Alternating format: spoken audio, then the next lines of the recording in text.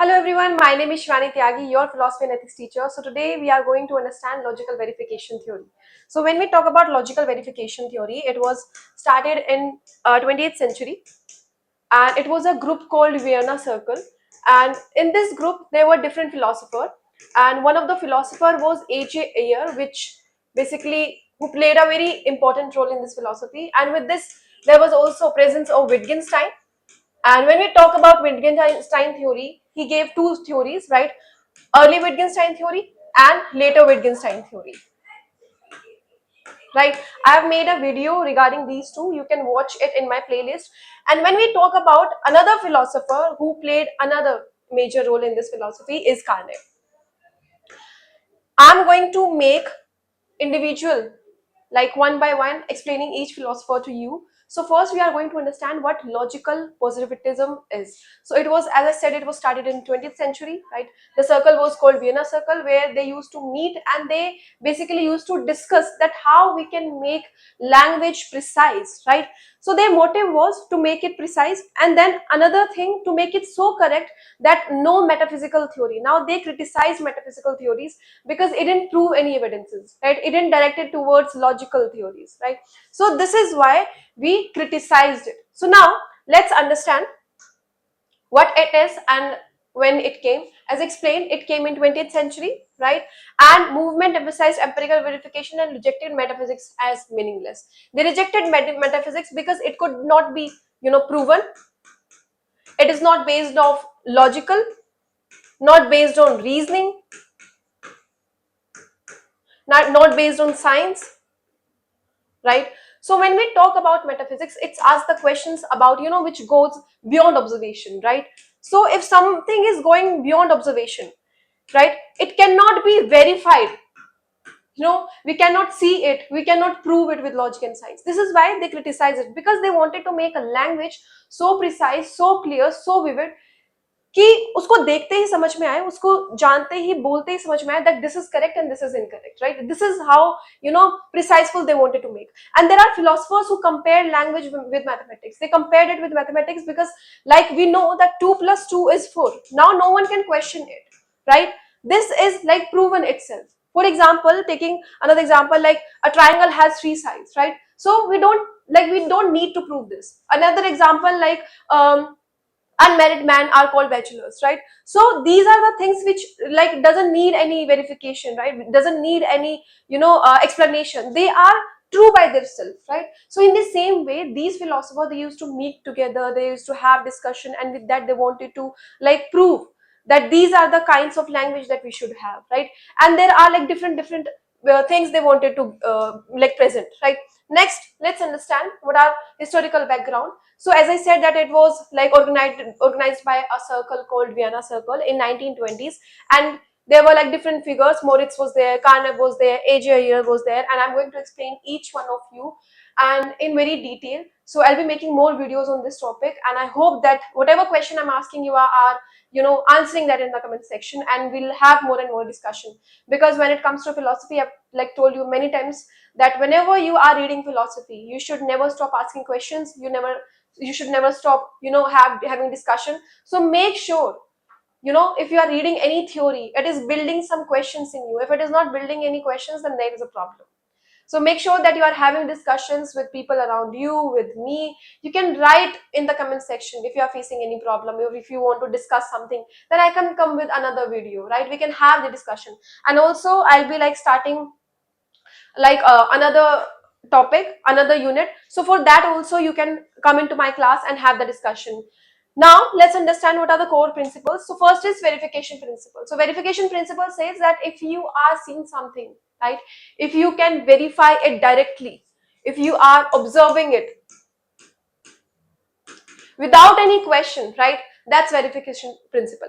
Now rejection of metaphysics, as metaphysics asks the questions which goes beyond observation, right, which cannot be observed, like about soul, about reality, about world, right, about God, right? These kind of questions metaphysics asks. So they rejected it because these are the things which cannot be verified directly.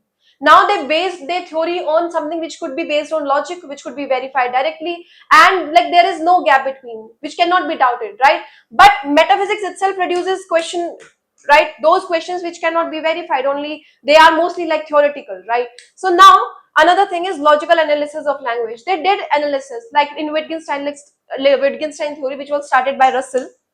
Language theory, he wanted to make language so preciseful, right, so logical, so reasoning, full of scientific theories, that he wanted it to be like a mirror, right? And with later Wittgenstein theory, he actually presented something opposite to his earlier philosophy.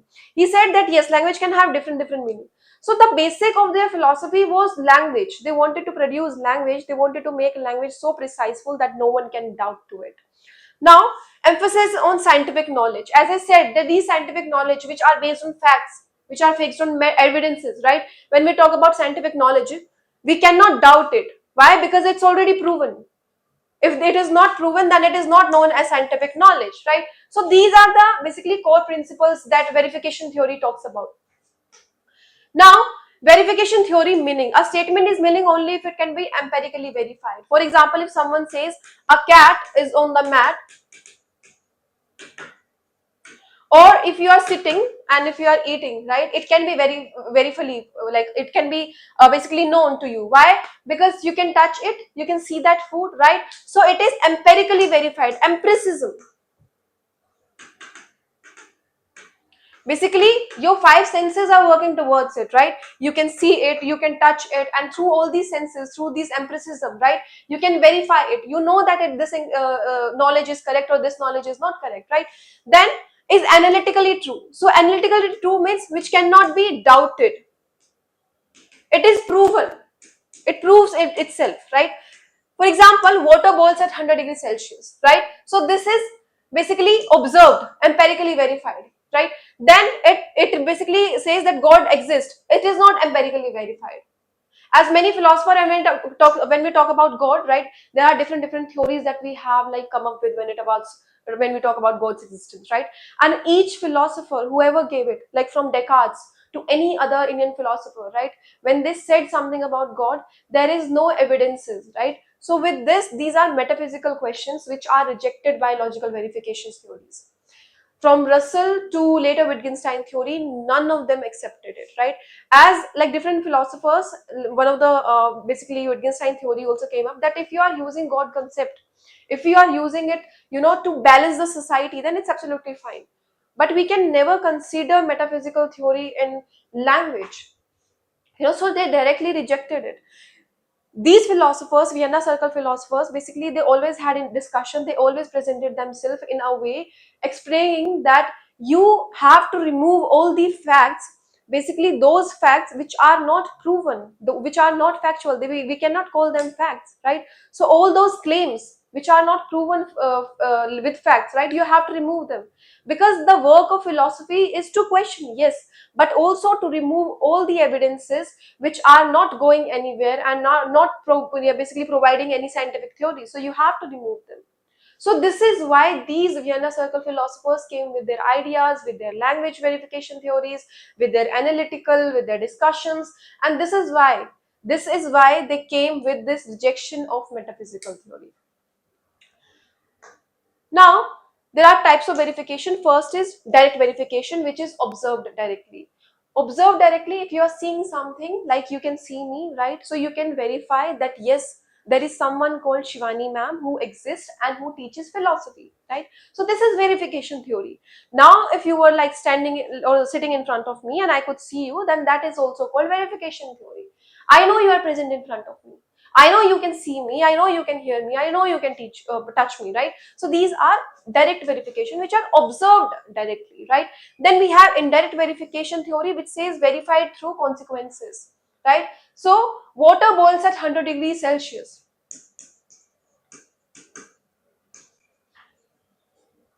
Water boils at 100 degree Celsius, right?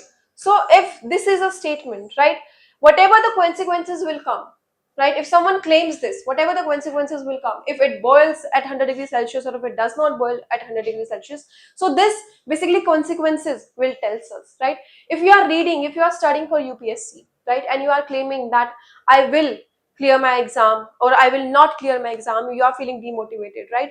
So this will be basically observed when you will be giving examination and the result will come. So this is indirect verification, that we, whatever you, the claim came, right, we are verifying it through the consequences. Next, analytical tautological theory, which is true by definition. You don't have to prove it. It exists. Triangle has three sides. You don't have to prove it. It's true, right? So analytical tautological is when it's true by its nature, right? You don't have to prove it much. So these are the three types of verification that it talks about.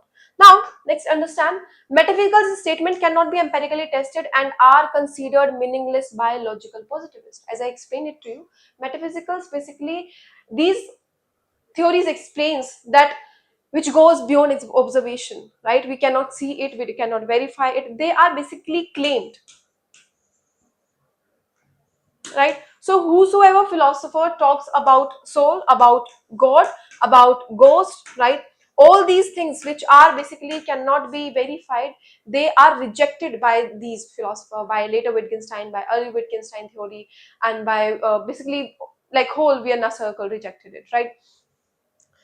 So they wanted to make logic, like a mirror, like whatever the reality is standing or in front of the mirror, that should be the reflection, that should be the actual image in the mirror, right? This is how preciseful they wanted to make the theory. They wanted to make their theory so logical, right, that no one can doubt it. If something is coming out of your mouth, if any word is coming out of your mouth, then it should be very logical and it should be true by itself. This is how like preciseful they wanted to make this language. Now, although like when it from like AJ Ayer or Carnap and then Russell and later Wittgenstein theory, when later Wittgenstein came, like there were philosophers who took later Wittgenstein theory like further, but whatever early Wittgenstein said, it was like matching with other philosophers. But later Wittgenstein theory, which was basically logical philosophy, it says that however or whatever language we are using, right, that totally depends on your environment, on you, and it can be like on daily basis only. So this is the conclusion that it come up with. So it somehow questions the winner circle, that what they were actually trying to prove, because it was like divided in two, right? So they were like people who wanted to be precise, rejected metaphysics, and they wanted to be like logical, full of like maths, right, factual. But then there were other philosophers who were in that circle only, but they had different understanding of language. So it was like somehow divided in two. Now when we talk about example, let's take that absolute is fine is meaningless in logical positivism because it cannot be empirically tested. Now infinite, right, it cannot be tested, as infinite is like beyond observation, right? Same goes with absolute, right? So these are the things that makes us question that how you are going to understand, make someone understand this as it goes beyond observation. It cannot be observed, it cannot be verified, it cannot be logically proved, right? So this statement, these things tells us that how statement like metaphysical theories, statements like metaphysical, like these are basically wrong and they were rejected. So the main motive of these philosophers were to tell and make logical positivism so truthful and so precise that no one can doubt that. So this is it for today. I'll be back with another philosophers, and basically I'll be explaining and giving you these series only. So I have given you like an introduction that what logical positivism is, right? Now I'm going to explain each and every philosopher to you. I've like made philosophy video for later Wittgenstein theory and early Wittgenstein theory also, so you can watch that. And if you have any question, then you can write in the comment section, and I'll be coming up with H. Ayer and Carnap also, because I know these philosophers will help you in writing another examples also. So I'll be back with another video. Till then, thank you.